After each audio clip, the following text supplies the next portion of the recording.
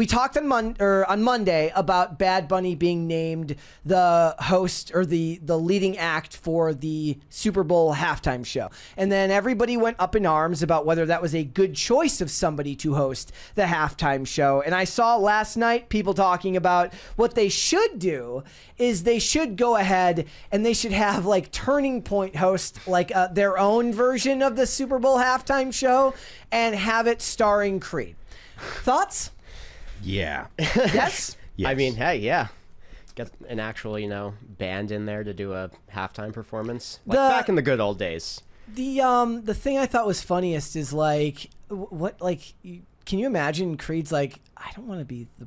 No, like no, leave me out. Like, not to say that they wouldn't do it, but they're like, bro, I don't like, just leave me out of it. Like, what's going on in politics? I don't know what Scott Stapp's political opinions are, but like, I'm guessing that they don't want to be turned into fodder for those types of things. And look, I would love to watch that show. I do think Weird Al is the Super Bowl halftime show that we all truly deserved. Yeah. But look, they tried to get Taylor Swift first, but she's so popular that she came with so many demands that they wouldn't capitulate. Basically, she said she wanted to retain the ownership of the performance, and she wanted to have multiple spots on the show to like advertise her products.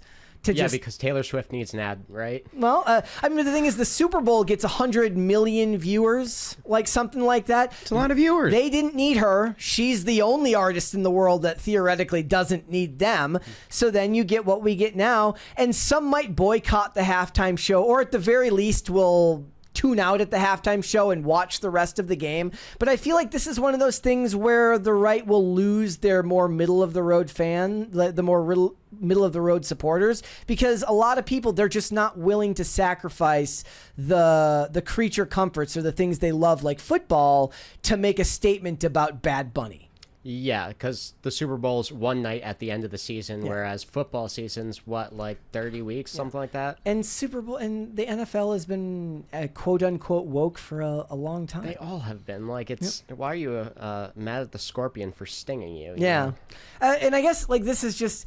When this got announced, it didn't shock me because Bad Bunny is a huge artist worldwide. I still think that that's not necessarily the right explanation as to why he should be the halftime show. You can be the biggest artist in the world. It doesn't necessarily mean you're the right fit for that place. Does that make sense? Kendrick. Yes. Like Kendrick Lamar, but at the same time, Dr. Dre, perfect. Oh yeah, Eminem, perfect. Made perfect sense to me. But not everybody is the right fit for everything, even if they're, something of equivalent size. And it blew up. And I guess maybe it's just because you spend so much time on social media. But every cultural event, every media company like Disney and Netflix, every aspect of American culture is divided along these lines. And I'm just exhausted. Like, I'm literally just exhausted.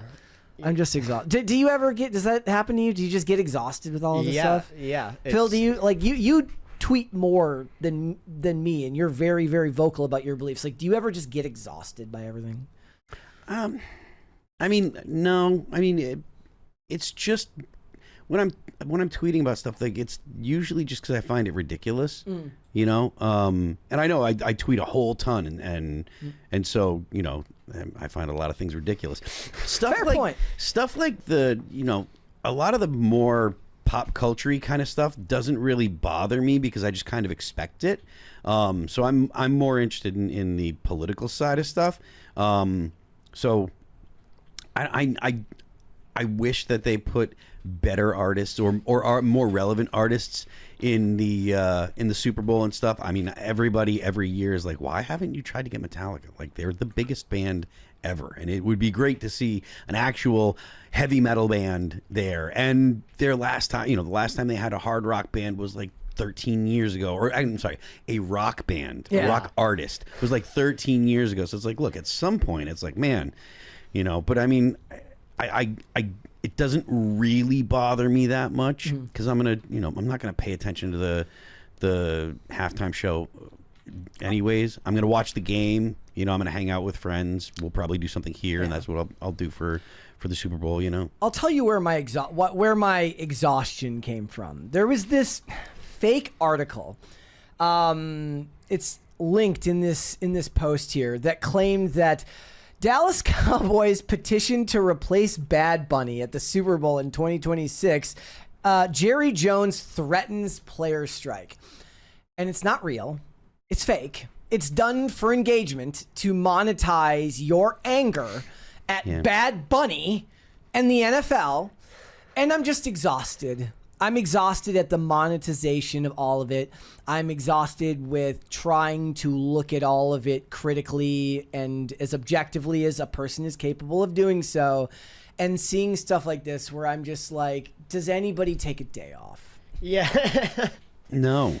No, they don't. Well, I mean, see, people do take days off, but there's so many people that are involved in this kind of conversation that there's always somebody like on post ready to be outraged. Yeah. I'm maybe it's just me, but it's like I remember somebody saying, and I think I've mentioned this on air before, and I don't know if this was actually a real quote or not, but somebody can correct me if I'm wrong. But they said that it was either Mike Cernovich or Molyneux who said, like, I wish I could vomit up the red pill. And there are days where I 110% would like to vomit up everything that I've learned and everything that I now am able to see and know is happening and understand where the divides are, where everybody stands ideologically, the ways in which it's infected our media, our entertainment, the things we used to use as an escape from the real world. And I wish I could just go back to that view of the world.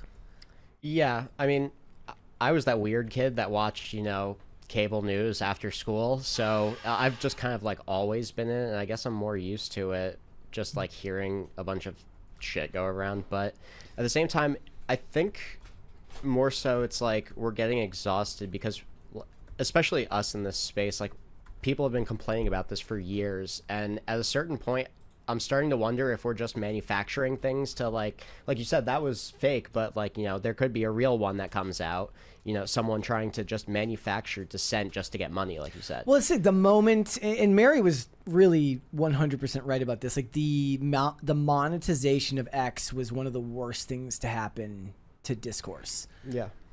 I mean, I don't know that I agree with that, and there's so many takes that are just like, so many people have like such cynical takes where it's just like, oh, this is the worst thing. Oh, this is the worst thing. And it's like, it's not the worst thing. What do you mean? Like, I just like the idea that X is like, I don't think that the monetization of X actually has made X significantly worse. Like at all. I think that X has always been the comment section for life. That's exactly what it is. That's what it's been forever. Right? Like, in the very beginning, within the first couple years, people start complaining about the things that bother them. And that's what X is. Now, granted, you can monetize that and you can make money off of it, but I don't see how, I genuinely do not think that it is worse now than it was 10 years ago. It is, to me, generally the same platform. There's a 20 here from Dr. Larcena says, unfortunately, commie has been so watered down by the urban monoculture that it has lost all resonance. Groomer is the only thing left that I can think of that has enough punch left to matter. Open to suggestions. Well, I think also it's not even that the word communist has been watered down. It's that the children of today, and really the children of my era, were not raised to look at communism with the same level of disdain that they're raised to look at Nazism. They aren't, and they should be, because both ideologies are evil, but they're not raised to fear what happened in past communist regimes, because they're not taught about it in the same way that they're taught about World War II. Maybe, yeah. As for look, I saw the post the other day. So there's this picture that goes viral every couple of years. Maybe you've seen it.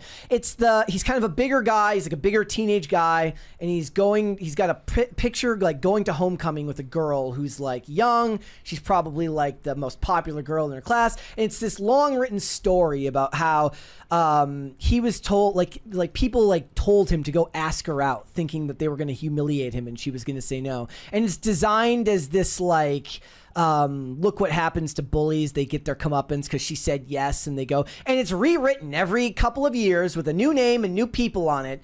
It's not real. It's a game of telephone around something that was posted probably a decade ago. And then under in the comments, somebody will inevitably say, I've seen 5 versions of this story with this picture, and none of it's real. And the world just feels to be getting, we seem to be getting less and less tethered to reality the more time we spend with stuff that angers us online. And I think politics just gives us a unique sort of inflection point in which to get into it, so that, and look, the NFL has their role in this too, that started all of this. They talk about it here. Amiri King says, he talks about how the NFL has donated over $300 million to anti-white social justice initiatives. In 2020, they added the Lift Every Voice and Sing, which was the Black national anthem, which is, of course, very controversial. There was Colin Kaepernick taking a knee, how that compared to Tim Tebow and what he used to do, and all of this stuff. It's they put end racism in the end zone as if that's going to solve the problem of society. So everybody's in it, and it makes them a ton of money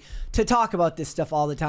And maybe I'm just pontificating here. I'm just exhausted by all of it. I'm like, I don't have it in me to care if Bad Bunny hosts the halftime show or not. I get it. I get where the discussion comes from, but it's like a pick your battles thing for me. Yeah, like what are you going to change in the next 4 months? The contract's probably already been like signed. I don't know. Like Phil would know more about that. Like it's already probably set in stone, right? He was locked in before he was definitely locked in before they announced. Absolutely. Like how long in advance do you think that would have had to been? I imagine probably a year.